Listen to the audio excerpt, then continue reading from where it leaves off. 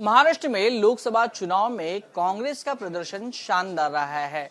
ऐसे में अब कांग्रेस के विधायक भाजपा ज्वाइन कर रहे हैं। हमारे साथ इस वक्त जुड़े हैं हाल ही में अभी जिन्होंने भाजपा में प्रवेश किया है, जितेश अंतापुरकर जी। कौन सा कारण है जो उनको भाजपा के रास्ते पर लेके आया, हम उनसे बातचीत करके जान लेंगे।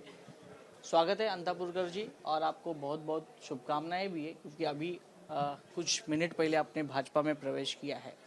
पहले तो सबसे ये जानना चाहते हैं कि कांग्रेस का प्रदर्शन लोकसभा में इतना शानदार होने के बाद आप भाजपा की रास्ते पे क्यों आए? मैंने आज भाजपा ज्वाइन की है, कुछ मिनट हुए हैं। मेरे पिताजी के वक्त से हम कांग्रेस में काम कर रहे हैं। मेरे पिताजी एमएलए रह चुके हैं और मैं और मेरे पिताजी महाराष्ट्र के ex chief minister Ashok Rao ji Chavan साहब, हम उनके वर्कर्स हैं और उनके बीजेपी के प्रवेश के बाद कुछ दिनों से, कुछ महीनों से हमेशा एक बात सामने आती रही, जो हमारे एक पर्सनल रिलेशन थे। डोमिनेट किया जा रहा था आपको बार-बार कि मतलब एक अशोक चौहान के करीबी हो तो आप भी भाजपावासी हो जाओ। ऐसे गलत स्टेटमेंट्स वहाँ से आ रहे थे। मैं उसके अभी ज़्यादा उसमें अंदर नहीं जाना चाहता हूँ, पर ऐसे वहाँ से स्टेटमेंट बार बार आ रहे थे। उसको मैं परेशान हो चुका था कि ऐसे बार बार स्टेटमेंट्स क्यों आ रहे। और एक दूसरी बाजू में तो आप अशोक चौहान के समर्थक ही माने जाते, तो क्या आपको भाजपा में आने में देरी भी हुई? ऐसे भी सवाल हो रहे हैं। ऐसे कुछ भी नहीं है।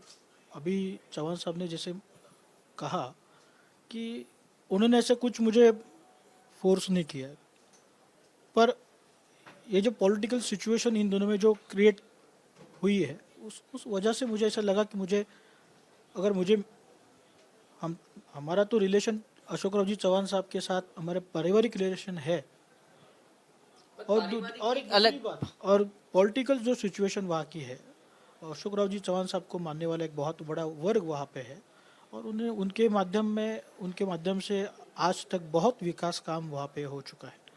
और देखा जाए तो कल मेरे यहाँ पे सबसे बड़ी बात वहाँ पे हो गई है कि मेरे यहाँ पे लॉजिस्टिक पार्क वहाँ पे मंजूर हो गया, जो यूथ के लिए बहुत अच्छी बात है। 5,000 यूथ वहाँ पे उनको एम्प्लॉयमेंट मिल सकती है। ये मेरे लिए बहुत खुशी की बात है। ये महायुति सरकार के समय में हो चुकी है, और ये हमारे जिले में पावरफुल अगर कोई है तो अशोक राव जी चौहान साहब है।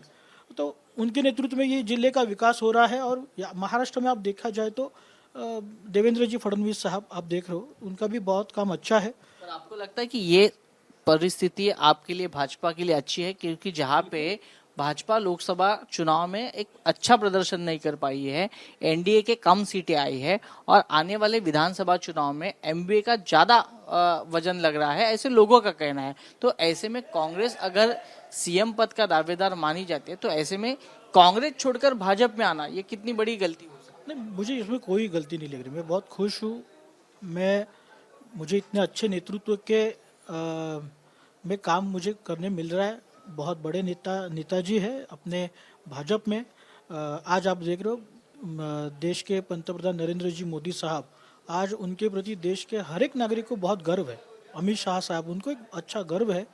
और महाराष्ट्र में देवेंद्र जी फडणवीस साहब जिस तरह आज महाराष्ट्र की जनता के विकास के लिए, आप देख रहे हो फास्ट डेवलपमेंट, इंफ्रास्ट्रक्चर हर जगह पर आप देख रहे हो, बहुत तेजी से सब हो रहा है। तो ये सब पॉजिटिव बातें। अब ये भी पार्टी से भी आउटगोइंग है ना। अभी कई लोग हैं वो शरद पवार की पार्टी में जा रहे हैं, यानी एमबीए के पास जा रहे हैं। आप उल्टा है, आप एमबीए से आप एनडीए में आ रहे हो। नहीं, मैं मेरे विधानसभा क्षेत्र के विकास के दृष्टिकोण से मैं देख रहा हूँ, और वहाँ पे जो जरूरी है मैं उस हिसाब से मैं देख रहा हूँ कि मेरे विधानसभा क्षेत्र के लिए जो मुझे जिम्मेदारी आज तक मिली है पिताजी के बाद, जो मेरे जनता ने मुझ पर जो विश्वास दिया है, रखा है, और उस विश्वास को मुझे खरा उतरने के लिए मुझे लगा कि आज मैं बीजेपी से अगर मैं काम कर रहा हूँ तो निश्चित तौर पर मैं मेरे विधानसभा क्षेत्र के जनता का मैं विकास और उनको मैं जो अपेक्षा है डेवलपमेंट की, वो मैं कर सकता हूँ। जितेश अंतापुरकर तो भाजपा में आ गए, कांग्रेस के हाथ में अब कमल खुलने जा रहा है। ऐसे कितने लोग हैं जो भाजपा में आना चाहते हैं, इस्तीफा देकर खुद चुनाव लड़ना चाहते हैं भाजपा के चुनाव पे। क्या ये भाजपा का मिशन कांग्रेस शुरू हो गया, मिशन पंजा शुरू हो गया? देखो, लोगों के दिलों में आज भाजपा है, आप ये नकार नहीं सकते। नहीं, कांग्रेस के कितने लोग आ सकते हैं? आज देखो, आज मेरे साथ हजारों विधायक मैं बात कर रहा हूँ, विधायक तो अभी आपके संपर्क में तो रहेंगे। मेरे संपर्क में नहीं है, पर जो है वो अभी कुछ दिनों में उनका पता भी मतलब समझ आएंगे कौन है, वो तो आगे कितने रहेंगे वो पता नहीं, वो अभी आगे आपको पता चलेगा। आपने तो हिम्मत की है तो बाकी के भी आपको देख के करेंगे। नहीं, मैं मेरे विधानसभा क्षेत्र के अनुसार मैं बोल रहा हूँ, मुझे बाकी को पता नहीं किसी का। पर कांग्रेस में ऐसी नाराजगी है जो आने वाले दिनों में यहाँ पे दिख सकते हैं? सब अंदर की बात है। ईशान सिद्दीकी एक नाम है। हाँ, हो सकता है, क्योंकि उनके देख रहे हो पोस्टर्स भी दिख रहे हैं, जो ऐसा चर्चा है, पर भी उनकी भूमिका मुझे पता नहीं कि क्या हो आगे जाके। तो ऐसे कितने विधायक नाराज है कांग्रेस में? नाराज मैं पूछ रहा हूँ। उनकी कोई भी संख्या बता नहीं सकता, वो उनकी पर्सनल बात है, मैं कुछ उन पे बात नहीं करना चाहता।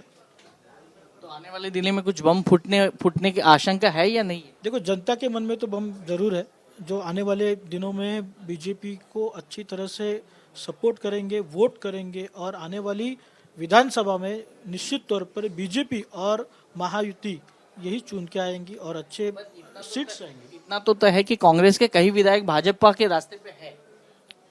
हो सकते, नकार नहीं सकते, बिल्कुल हो सकते। आप जवाब दे रहे हैं। आप तो ये थे जितेश अंतापुरकर। इन्होंने हाल ही में अभी भाजपा में प्रवेश किया है। उन्होंने कहा कि कई नेताओं के मन में नाराजगी जरूर है, कितने लोग आएंगे भाजपा में ये अभी बता नहीं सकते, लेकिन आएंगे जरूर, ऐसा इनको दावा ये यहाँ पे कर रहे हैं। कैमरा पर्सन अनिल संगारे के साथ वैभव परब, ABP news, Mumbai. For exclusive and insightful videos, subscribe to our new channel ABP Live Premium.